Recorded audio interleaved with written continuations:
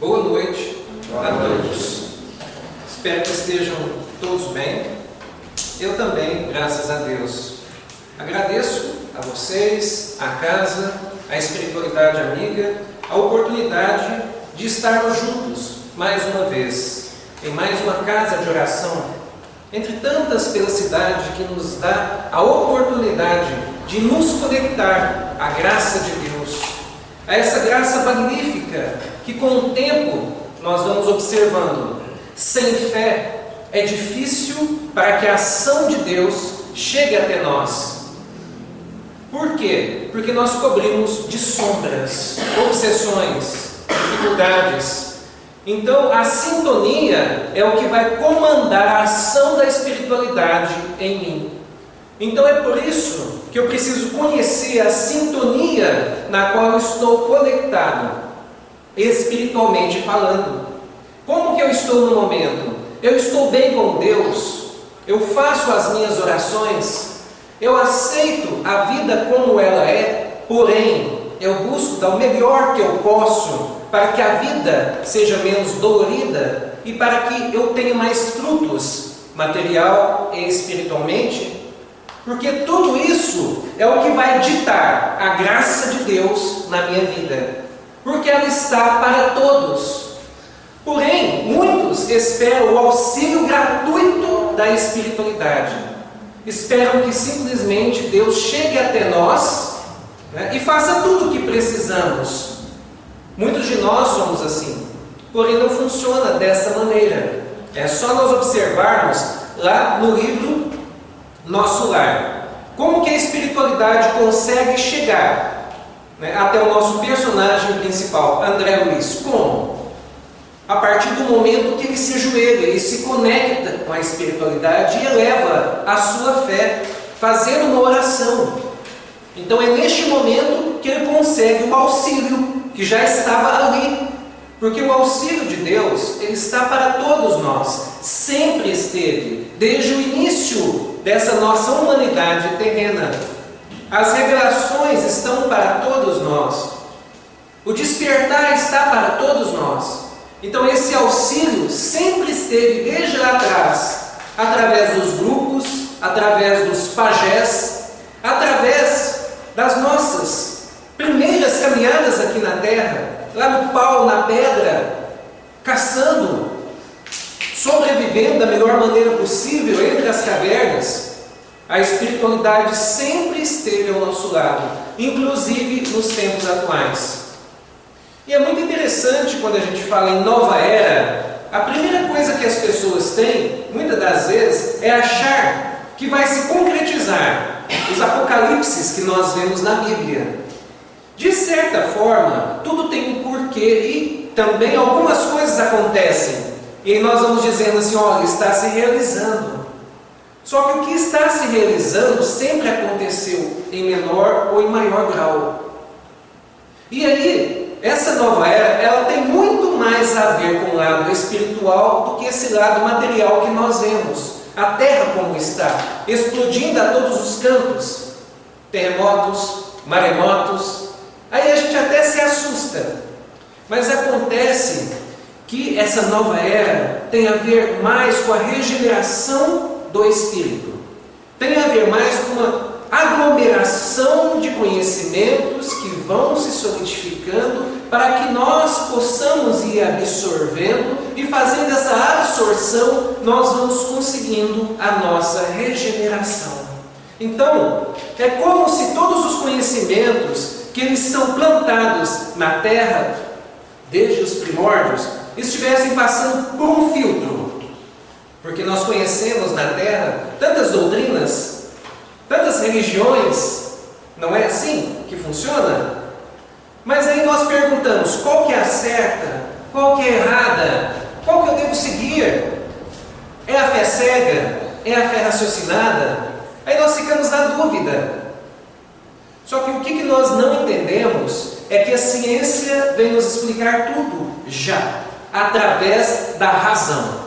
A razão faz com que nós consigamos entender a verdade a partir do raciocínio. Aí a verdade vai ser dita conforme o meu entendimento. conforme o meu encaminhar. Por exemplo, tem pessoas que estão no budismo e acham a religião perfeita.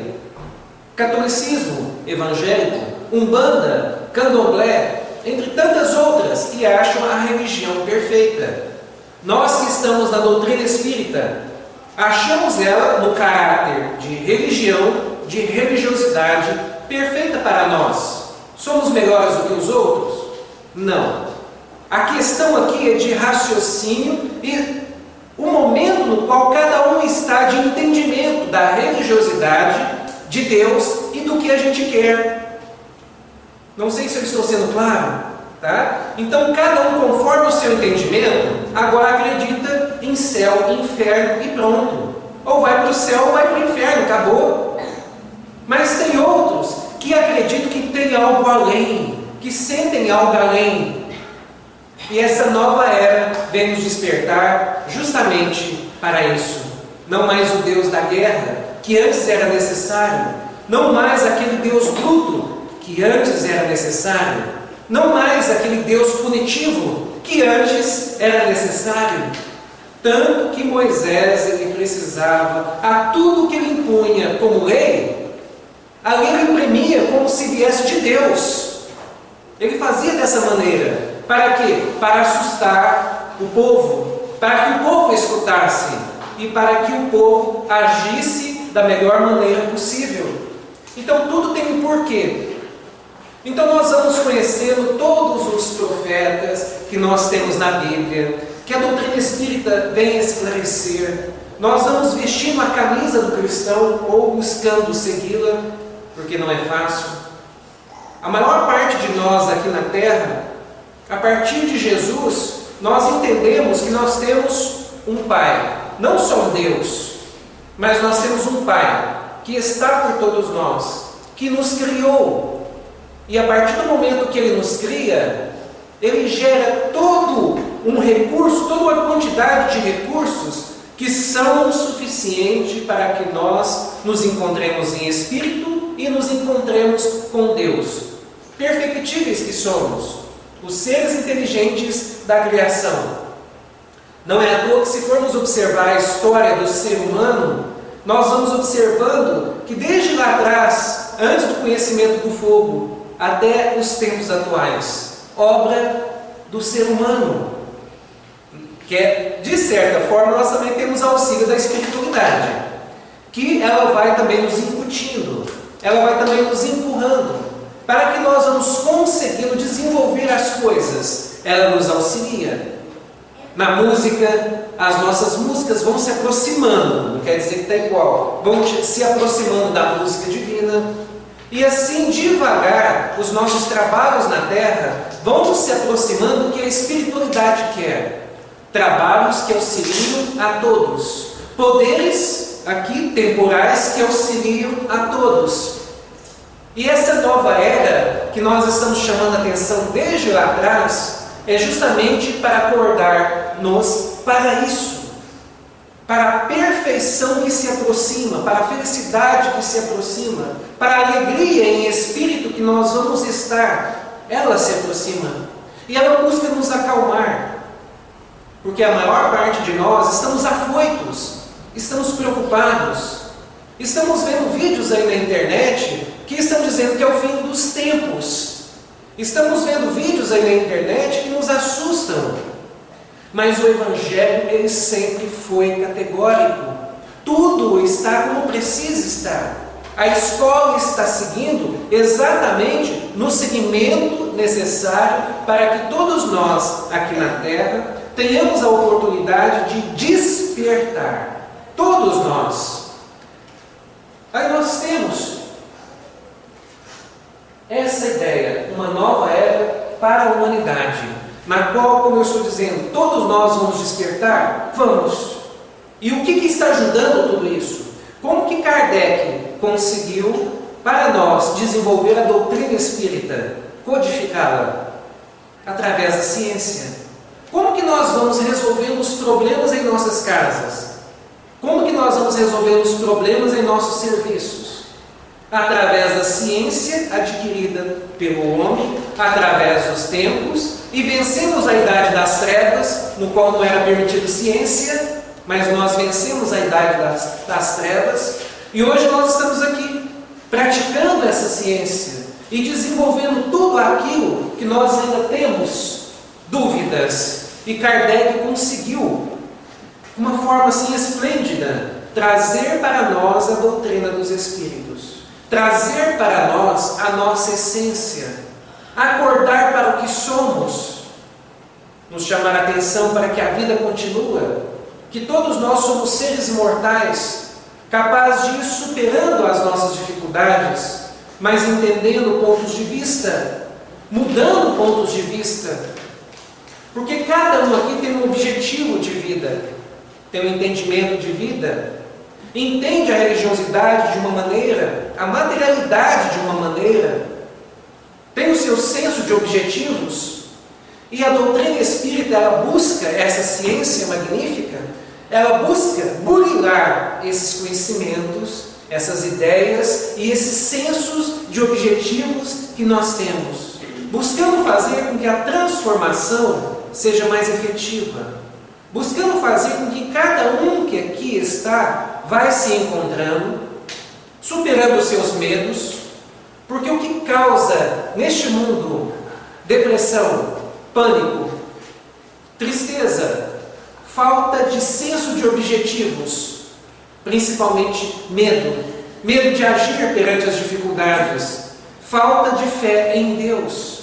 É isso que impede nós que estamos aqui na Terra de conseguir realmente progredir, de conseguir realmente superar as minhas dificuldades, de realmente superar as minhas aflições, as minhas deficiências físicas, morais, de realizar os relacionamentos que queremos, de nos conseguir realizar nas nossas profissões que tanto almejamos, a nossa família, que muitos de nós amamos, sim, muitos de nós, mas outros nem tanto, outros se importam mais com seus interesses, infelizmente é uma realidade, mas basta nós entendermos o seguinte: a fé é capaz de transformar qualquer um, a fé é capaz de tirar o medo de qualquer um, e a fé ela só é conquistada quando nós vamos entendendo que tudo isso que nós estamos trazendo da religiosidade, através da ciência dos homens, que ela concluiu que a espiritualidade existe, através de um Chico Xavier da vida, que trouxe mensagens magníficas, que nós não tínhamos dúvidas, que era de nossos entes queridos, muitas mensagens que nem pedíamos. Às vezes alguém ali no centro, Chico Xavier escrevia alguma coisa e pedia para entregar para fulano ou ciclano. Ela nem pedia e chegava aquela mensagem que ela estava precisando. E desde lá atrás, Moisés, Abraão, Jeremias, Isaac, Jacó, Elias, também o nosso João Batista, cada um trazendo conteúdos que vão se juntando, que vão se amontoando. E Jesus Cristo lá atrás trouxe a sua complementação. E o Espiritismo, a doutrina espírita, ela busca agora fazer esse arrematamento necessário para que todos nós possamos ter uma linha agora certa, uma linha agora sem dúvidas, uma linha agora na qual realmente faz a diferença na minha vida e eu não preciso procurar outra coisa. E através da fé raciocinada, não mais aquela fé que eu tenho de ter medo da divindade, porque ela pode de repente trazer a maior tempestade. Não. Agora a fé raciocinada que vem através do amor e não medo. Eu não tenho de ter medo de Deus, eu tenho de amar a Deus, eu tenho de amar o meu semelhante, porque Deus colocou uma regra para a felicidade, para a alegria de viver, para que nos encontremos em espírito e para que nós elevemos a nossa sintonia espiritual. E qual que é a regra? Estar pelo outro, caminhar na horizontalidade na terra, caminhando onde estiver os meus semelhantes. Com isso eu vou elevando os níveis de felicidade, onde que muitos de nós antes, procurando a felicidade aonde? Nos prazeres terrenos. Mas nós estamos observando que essa procura frenética de só atender os nossos prazeres, aonde tem nos levado? Ao cansaço físico e mental. A maior parte de nós com preguiça de viver, com desânimo, melancolia, apatia mesmo. E por que isso? Porque nós não estamos aceitando o que de verdade vai fazer com que nós concretizemos a nossa iluminação, a nossa redenção, a nossa felicidade, a nossa alegria. A luz que está para todos, porém nós ainda não estamos aceitando para nós. É uma questão de trabalho, é uma questão de querer fazer diferença, de realmente entender que se eu levantar mais cedo, eu vou ver novas coisas da minha vida. Se eu me der a oportunidade de olhar mais para o meu trabalho, de olhar mais para os meus colegas de trabalho, para olhar mais para a comunidade, para a natureza, e observar que ninguém tira férias, todos trabalham e todos se adaptam. Então eu olhei uma foto magnífica de um beija-flor, no qual eu queria aquela flor. Sabe o que ele fez? Porque ele está acostumado a chegar nas flores e ela estar disposta, ou para cima, ou meio de lado, e ele chegar voando mesmo, e ele dar o seu beijo naquela flor e absorver o que ele precisa. Mas tinha uma flor que ele queria. Sabe o que ele fez? A flor estava de cabeça para baixo. Então ele colocou os pezinhos ali no caule, no pezinho da flor, ficou de cabeça para baixo também, e então absorveu o que ele precisava da flor.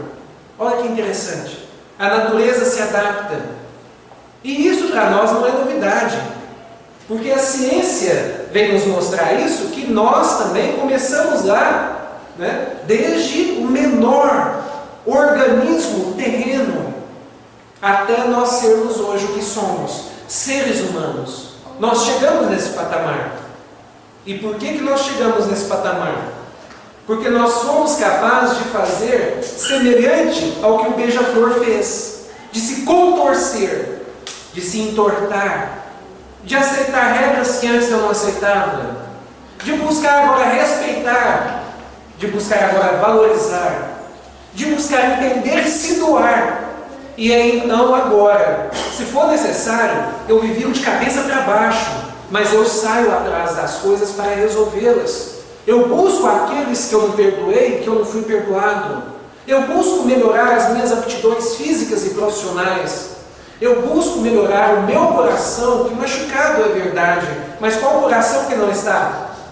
Entender que nessa terra é a renúncia que faz a diferença. Como Jesus, o nosso Cristo, fez por nós. Renunciou a tudo para que nós hoje possamos ter os conteúdos que temos, os ensinamentos que nós temos, que faz a diferença na vida de cada um aqui, que ensina que cada um a ser melhor, passar pelas provações humanas necessárias, e todos esses ensinamentos vão com o tempo me fazendo um espírito melhor. E é muito interessante, como eu disse, vamos observar lá atrás como Sócrates agia, como que ele agia para auxiliar o seu semelhante. Uma terapia copiada até os tempos atuais, nos divãs da vida real. Como que Sócrates auxiliava o ser humano? Através de uma técnica chamada maêutica, onde ele conversava com o ser, fazia o ser se abrir e depois perguntava para ele: quais são as soluções possíveis que você acha para resolver os seus problemas? Ele fazia o ser buscar as soluções dentro dele mesmo, porque as soluções estão aqui, em mim mesmo. Por isso que esse mesmo profeta, podemos dizer também assim, filósofo, lá atrás, nos trouxe essa ideia do conhece a ti mesmo. Porque o segredo para que nós consigamos as realizações que tanto almejamos e para que superemos as nossas imoralidades e para que nós consigamos mesmo deixar de lado o que não complementa, o que não auxilia. Porque antes eu tinha uma ideia de que os meus desejos devem ser aflorados, de que o que eu sinto devo colocar para fora, mas não é assim. Eu devo aprender a reprimir o que é prejudicial ao outro e a mim mesmo. Muitos dizem assim: não, eu tenho essa coisa comigo, se eu gosto de beber, então eu tenho de beber. Se eu gosto de fumar, então eu tenho de fumar. Se eu gosto de drogar, então eu tenho de me drogar. Se eu gosto de trair, então deixa eu trair. Se eu gosto de ser ingrato, que eu seja ingrato. Não é assim. Tá? Porque sendo dessa maneira, nós só estamos mostrando o nosso lado egoísta, orgulhoso e ignorante. Não funciona dessa maneira. Eu tenho de entender que eu trago comigo vícios e virtudes. E as virtudes eu não tenho de reprimir. As virtudes, paciência, piedade, amorosidade, renúncia, tudo isso eu posso aflorar, eu posso deixar ele agir perante os que estão ao meu lado. Eu posso deixar acontecer, porque isso é bom. Mas tem uma coisa: sentimentos de egoísmo, de ciúmes, radicalismos, egoísmos, possessividade, entre tantos outros sentimentos, de tirar o que é do outro, de ser ingrato, de trair, de atentar contra a própria vida e a vida do outro, de se drogar, de beber exageradamente e de fumar exageradamente. Se eu percebo que isso não é bom, deve ser reprimido sim. Porque eu vou reprimindo agora e com o tempo, com o passar dos anos, com o passar das existências, eu não tenho de reprimir mais nada. Porque isso já se foi.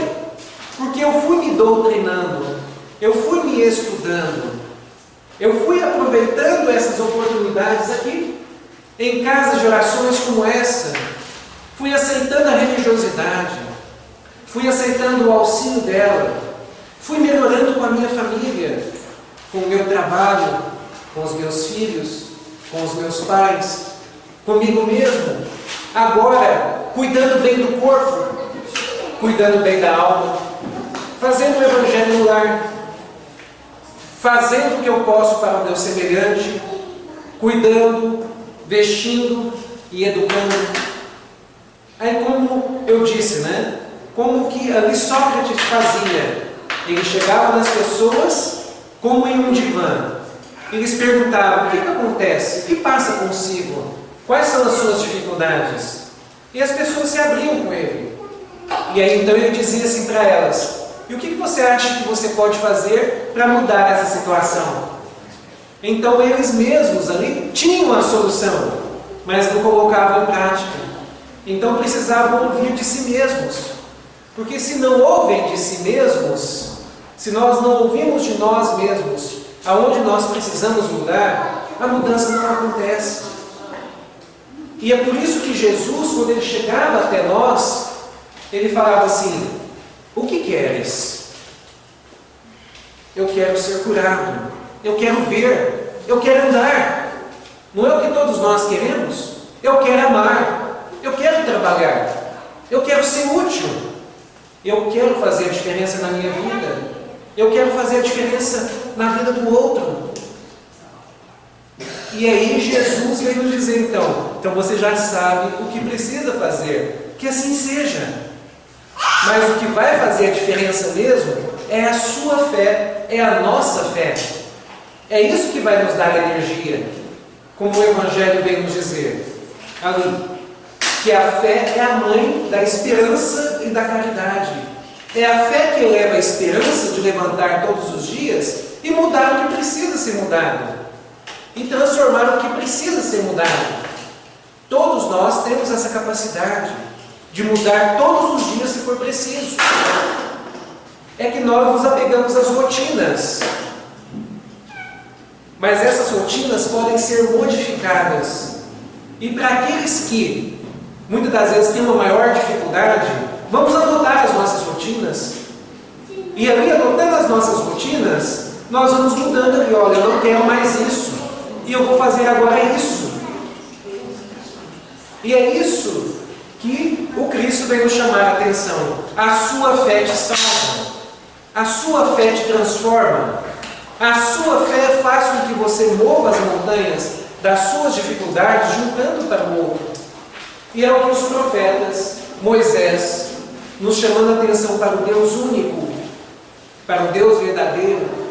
Não mais essa ideia de muitos deuses, mas a ideia de um Deus único, de um Deus que sempre está por nós, mas de um Deus que pede permissão para entrar em nossas vidas.